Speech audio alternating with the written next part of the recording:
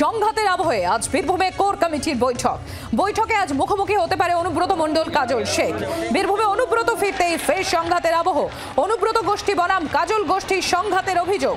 শীর্ষ নেতৃত্বের হস্তক্ষেপে কাটবেই সংঘাত। ইতিমধ্যেই সংঘাতের বলি এক তৃণমূল নেতা। বীরভূমের শাসক দলের সমীকরণে নজর সব মহলে।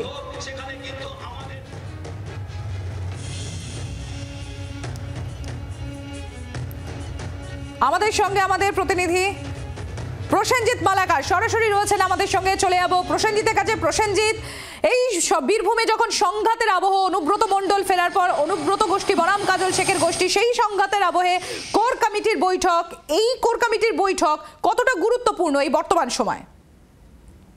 দেখো, সব থেকে বড় বিষয় তোমাকে বলে রাখি, গুরুত্বপূর্ণ কোন জায়গায়, সব থেকে বড় বিষয় রাজ্য নেতৃত্ব কার্যত দুটি নির্বাচন, অর্থাৎ পঞ্চায়েত নির্বাচন এবং তারপরে লোকসভা নির্বাচন, দুটি নির্বাচনের ফলাফলকে সামনে রেখে রাজ্য নেতৃত্ব যে কোর কমিটিকে গুরুত্ব দিচ্ছেন বা আগামীতে দেবেন, সেটা কিন্তু কার্যত প্রায় তারা বিভিন্ন বার্তার মাধ্যমে স্পষ্ট করে দিয়েছেন।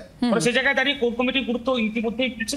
সে জায়গায় দাঁড়িয়ে যখন কোর কমিটির গুরুত্ব বৃদ্ধি পাচ্ছে, এবং অভিষেক বন্দ্যোপাধ্যায় বলেছিলেন যে কোর কমিটির প্রয়োজন রয়েছে।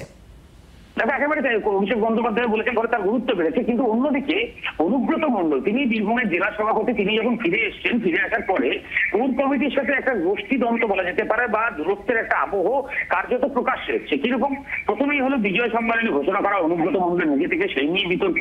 পরবর্তীতে অনুব্রত মণ্ডল ফের বিজয় সম্মেলনী করা, সেখানে মঞ্চে শেষ দিন, অর্থাৎ একদম শেষের দিন যেদিন বিজয় সম্মেলনী ছিল, প্রায় এক মাসের অনুষ্ঠানে, সেখানে শেষের দিনে দেখা গেল কোর কমিটির অধিকাংশ সদস্য উপস্থিত হয়ে, যদিও সেখানেও কাজল শেখ গুরুত্বপূর্ণ সদস্য, তিনি কিন্তু সভাধিপতি, তিনি উপস্থিত ছিলেন না। অর্থাৎ বুঝতে পারছে যে অনুব্রত মণ্ডল এবং কাজল শেখের এই দূরত্ব, সেটা কার্যত প্রকাশ্য।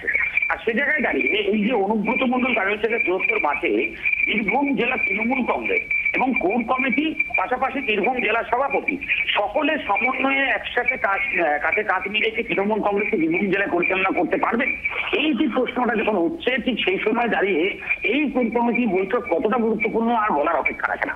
রাজনৈতিকভাবে অনেকে মনে করছেন যে এই কোর কমিটি বৈঠকের পরেও পরবর্তীতে সকলকে মিলে একসাথে কি কাজ করতে দেখা যাবে, সেই প্রশ্নটা কিন্তু এখনো রয়েছে।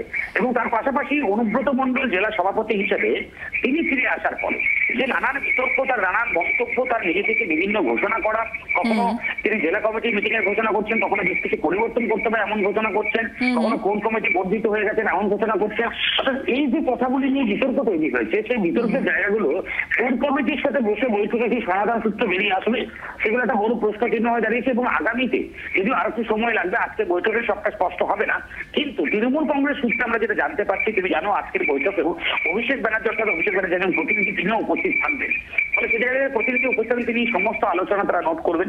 সেখানে দাঁড়িয়ে কি কি আলোচনা হচ্ছে এটা যেমন গুরুত্বপূর্ণ, তার পাশাপাশি এই যে সমন্বয়ের বার্তা, সেটা দেওয়া আদৌ সম্ভব হচ্ছে কিনা, এবং এই সমন্বয়ের বার্তাকে কোর কমিটির 6 সদস্য বীরভূম জেলা সভাপতি অনুব্রত মণ্ডল সকলে মেনে নিচ্ছেন কিনা, সেটা দেখার বিষয়। এবং উল্লেখ্যভাবে তোমরা বলি, মুখ্যমন্ত্রী নিজের হাতে গড়ে তোলা এই কোর কমিটির এই প্রথম বৈঠক, যে বৈঠকে অনুব্রত মণ্ডল জেলা সভাপতি হিসেবে উপস্থিত থাকবেন।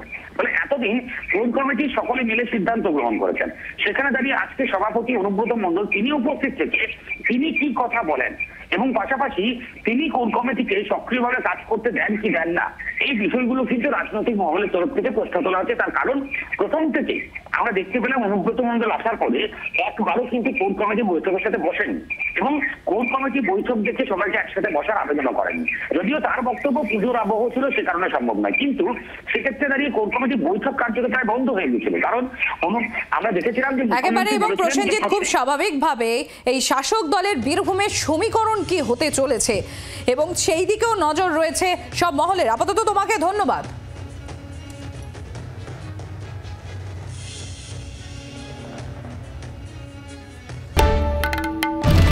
বাংলার আওয়াজ, বাঙালির আবেগ, জি 24 ঘন্টা।